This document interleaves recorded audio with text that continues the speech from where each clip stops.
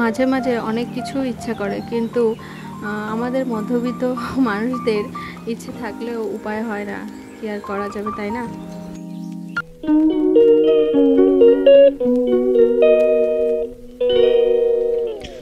Hello everyone, good morning, welcome back to my channel. কেমন আছো তোমরা? আশা করি ভালো আছো। আমি মন চলে এসেছি একটা নতুন ব্লগ নিয়ে। আই হোপ আজকের ব্লগটা তোমাদের ভালো লাগবে। তো দুধ বসিয়ে বাইরে গেছিলাম, আর এসে দেখি বিড়াল ঝুপ করে লাফ দিয়েছে জানলা দিয়ে। তো দেখলাম তো বিড়ালটা পালিয়ে গেছে, জানি না দুধের মধ্যে মুখ দিয়েছে কি না। এদিকে ইভানের পাপা বেরিয়ে যাচ্ছে, আজকেও একটা ইন্টারভিউ আছে, কয়েকদিন ধরে শুধু ইন্টারভিউ দিয়েই যাচ্ছে, কিন্তু কাজ আর পাচ্ছে না, কি জানি কি আছে কপালে, জানি না। প্রতিদিনই বেরোচ্ছে, আমারও খুব টেনশন হয় যে ওর চিন্তাগুলো আমি ভাগ করে নিতে পারলে কতটা না ভালো হতো। কিন্তু আমি ছোট বাচ্চা নিয়ে আমি কি করব নিজেই বুঝতে পারছি না, মানে পারি না। তারপরেও চেষ্টা করি যে ঘরে বসে কিছু করা যায় কি না, কিন্তু কি করব কিছুই বুঝি না। তার মধ্যে ছেলেও প্রচণ্ড দুষ্টুমি করে, আর ওকে যে অন্য কারোর কাছে রেখে কাজে যাব, কিন্তু সে তো থাকবে না, ও অন্য কারোর কাছে থাকবে না, প্রচণ্ড জেদ আর প্রচণ্ড কান্না করে, কিন্তু কে ওকে সামলাবে? কাজের লোকও ওকে সামলাতে পারবে না। যেহেতু আমি মা হয়ে আমি ওকে সামলাতে পারি না, মানে এত বিরক্ত করে, মানে কি বলবো আর, এগুলো বলার মতো না। মানে এত কান্না করে, এত জিদ করে, মানে সে আর অন্য লোক কি সহ্য করবে? ও একদিন কাজে এসে পরের দিন চলে যাবে। তো যাই হোক, ওর সকালে ওঠার পর থেকে শুরু হয়ে যায় কান্না, প্রায় 1-2 ঘন্টা লাগে ওর কান্নাটা থামাতে। তার আগে আমার সব খাবার রেডি করে রাখতে হয়, যেমন ওটস, ওর কেক, তারপরে মানে যেটা ওর মানে যেটা চাইবে সেটাই মানে ওকে আমার হাজির করে এনে দিতে হয়। আর তারপরে তো সারাদিন আছে, আর ওকে যে আমি সুন্দর করে আদর করে হাতে করে খাওয়াবো, সে কখনোই খাবে না। তো দেখো, সে কালকে এসেছিলাম বাড়ি থেকে, আর একটা রুটি বেঁচেছিল, সেটা দিয়ে চিনি দিয়ে এখন খাবো, কারণ ওকে সামলাতে সামলাতে আমার মানে টাইম লেগে যাচ্ছে। কেকটা দিয়েছি, খাবে না, ওর বায়না গ্লুকন্ডি খাবে। তো মানে আগেই গ্লুকন্ডি খাবে, কি করব? ওকে বারণও করতে পারছি না, বারণ করলেই চিৎকার করছে। তো গ্লুকন্ডি খাচ্ছে। তারপরে দুপুরবেলার দিকে আমি দুটো উচ্ছে ছিল আর একটা আলু দিয়ে আর কি ভাজা করছি, আর মানে সবজি ভাজা তেমনভাবে করা হয়নি। তো ভাবছি বিকালবেলা ও আসলে ওকে বলবো যে চলো আমরা দুজন আজকে বাজারে যাই, বাজার করে নিয়ে আসে, নইলে মানে খাওয়া দাওয়ার অসুবিধা হচ্ছে, কারণ বাজারঘাট না করলে তো আর রান্নাবান্না কী করবো, তাই না? আর এদিকে দেখো, ঠাকুমাকে পেলে আর কিছু চায় না। লেবুটা কখন কেটেছি, লেবুটা খাওয়ার কোনো নাম নেই, শুধু খেলা দুষ্টুমি, এগুলো ঠিক আছে, কিন্তু খাবে না, আর শুধু জেদ।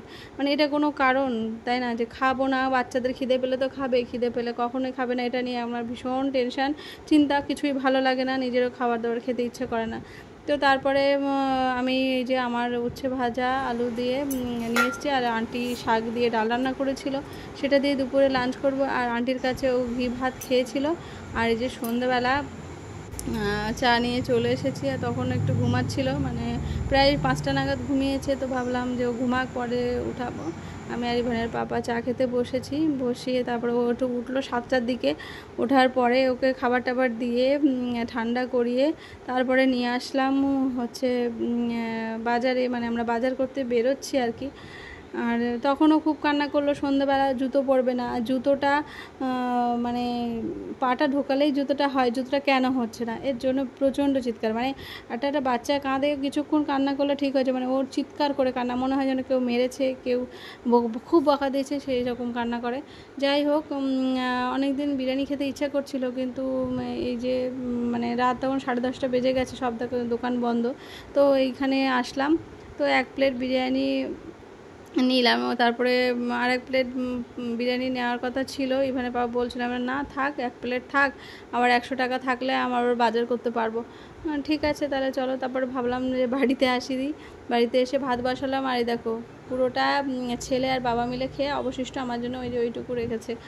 তো যাই হোক, আমার বিরিয়ানি খাওয়ার কোনো ইচ্ছেই নেই, আমি ভাবলাম ভাত আর আলু সিদ্ধ দিয়েই আমার ভাত খাওয়া হয়ে যাবে, কারণ বাজার করতে করতে অনেকটা দেরি হয়ে গেছিলো, সেই জন্য মানে রাস্তায় কিছু খাওয়া হয়নি, খিদে পেয়ে গেছে। তো ভেবেছিলাম যে বিরিয়ানি খেয়ে রাতে কাটিয়ে দেবো, কিন্তু সেটা আর পসিবল হলো না, আর টাকাটা রাখা দরকার ছিল এর জন্যই। তো দেন এসে সিদ্ধ ভাত বসালাম, আর দুটো মাছ ভেজেছিলাম, তো ওটা দিয়ে আমাদের খাওয়া হয়ে গেছে। দেন চলো কাঁচরাপাড়া থেকে আর কি করলাম, ও বাজার করলাম, আর আর কয়েকটা কৌটো কেনার ছিল। আর আগের দিন বাজার করলাম, দেখেছো তোমরা মুদি বাজার, সে রাখবো সে কৌটা ছিল না, আর তেলের কৌটা ছিল না। তেলের কৌটাটা আমার আগেরটা ভেঙে গেছে, সেই জন্য একটা ভালো কৌটা কিনলাম, মানে তেলটা রাখার জন্য। আমার তেলটা আমার কাছ থেকে মানে খুব অসুবিধা হয় প্যাকেটে তেল আনলে। আর এই যে সকালবেলা চিড়া কৌটো নেই, ওটসের কৌটা নেই, সেই জন্য আমি আবার কৌটাগুলো মানে কিনলাম আর কি। তো ওটসটা রাখবো বলে, আর কিছু রাখার কৌটোকাটি ছিল না, সেই জন্য তো সে ভালোভাবে কাটতে পারেনি। এই জন্যই আর কি বেরোনো হয়েছিল যে কিছু টুকিটাকি জিনিস কেনার সংসারের জন্য।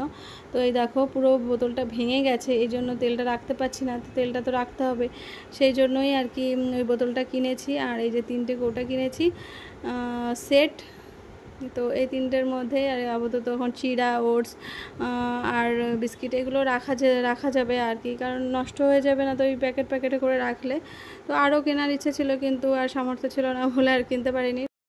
আবার যখন টাকা পয়সা হবে তখন আবার ভালো মতো কেনা হবে, তাই না? তো আমাদের মধ্যবিত্ত ঘরের মানুষেরা অনেক কিছু ইচ্ছা করে, অনেক কিছু স্বপ্ন দেখে, কিন্তু সব স্বপ্ন কি আর পূরণ হয়, তাই না? কিন্তু যতটুকু আমার সামর্থ্য আছে ততটুকুর মধ্যেই আর কি করার চেষ্টা করি আর কি, কিন্তু প্রয়োজন ছাড়া অপ্রয়োজনীয় মানে টাকা পয়সা নষ্ট করি না। কিন্তু কি করব, আমার সংসারে এই 3টে কৌটা লাগবে, মানে আরও কৌটা লাগবে, কিন্তু কি করব 3টে জাস্ট কিনলাম। আর তেলেরটা খুবই দরকার ছিল, সেই জন্য তেলটা পড়ে ছড়িয়ে নষ্ট হয়, আর ইভানও টানাটানি করে, অনেক সময় নষ্ট হয়ে যায়, সেই জন্যই।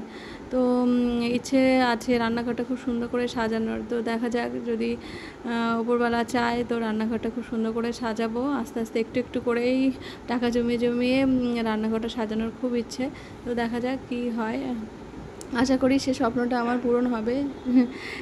তো তোমরা পাশে থাকো, পাশে থাকলে অবশ্যই সেটা সম্ভব হবে, যদি তোমরা আমাদেরকে অনেক অনেক ভালোবাসা দাও তাহলে আর কি।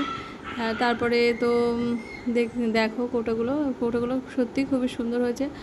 আর আরও কিছুটা কিনলে বেশ ভালোই লাগবে। তারপরে আমি রান্নাঘরটা খুব সুন্দর করে আর কি গোছাবো।